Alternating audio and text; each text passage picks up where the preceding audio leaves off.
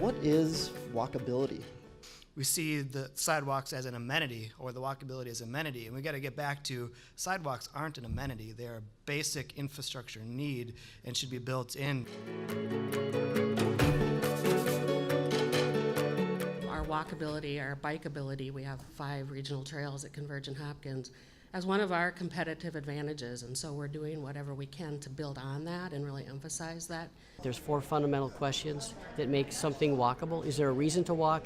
Is it safe? Is it comfortable? Is it interesting? So how those questions get answered may be different in St. Louis Park than it is in Oakdale, as it is in Minneapolis. In Hopkins, we've had really great success doing temporary installations to give the community a feel for what the street would feel like if the pedestrian had more space than they currently have. And so things like celebrating National Parking Day for us was a huge way of kind of showing that we value the pedestrian. If you're biking and you're walking and you're taking transit, they're much healthier. They're healthier for you individually, but it's also healthier for our planet.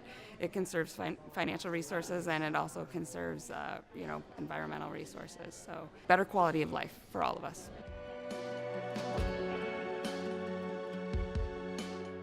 People are choosing where they live very strategically about what they want, especially for transit.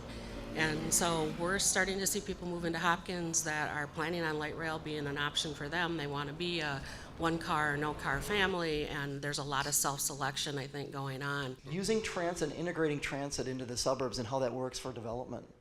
In both Coon Rapids right now and in Fridley, we're doing large housing development projects at the North Star line.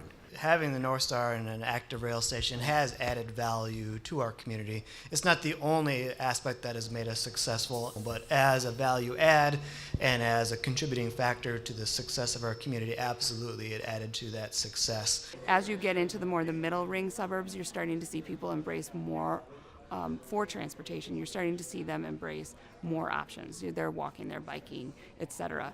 And so I think in those suburbs that are more developed, they're starting to think about, okay, we've got a lot of trails, but do our trails go to the restaurants, or are they just being used for recreation? So those middle suburbs are starting to grapple with that. And then in the urban area, of course, people are starting to choose biking to work or transit or walking and choosing not to even have a car.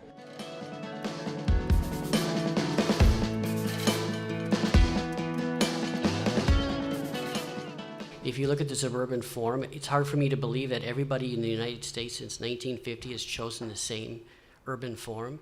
So I think developers and cities can drive land use planning and development in ways that promote walkability and transit, and do it smartly, because there's always good reasons to do it. Somebody's going to use it. People really want this kind of infrastructure. They may not know it until they see it, but when they do, they get really excited. You know, we're seeing broadly that millennials really have a different aesthetic that they're trying to go after, and you know, since the Great Recession, there's been that big kind of migration into the urban environments that a lot of employers are really responding to on the office side and on the industrial side. As it relates to the millennials and development, I just feel like there's more connectivity that's wanted, and connectivity means so many things, as we started with, right? Mm-hmm. I mean, that's social, it's physical, it's so many different attributes of connectivity, and they're just looking for more of that. Connection to a variety of transit options, bus, light rail,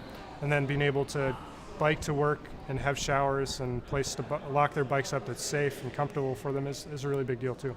What has happened in downtown Lowertown with the light rail, what's happened in downtown Minneapolis and along Hiawatha Corridor have been dramatic increases in occupancy and fairly dramatic increases in rent sustainability. Those amenities that I just mentioned are aspects that we have to sell and have to get into projects to make them viable. My ideal would be to wake up in the morning, I look at my meetings, and it gives me every option that I can take, how much time it is, and how much it costs. And then I can choose what I want, and I have that freedom.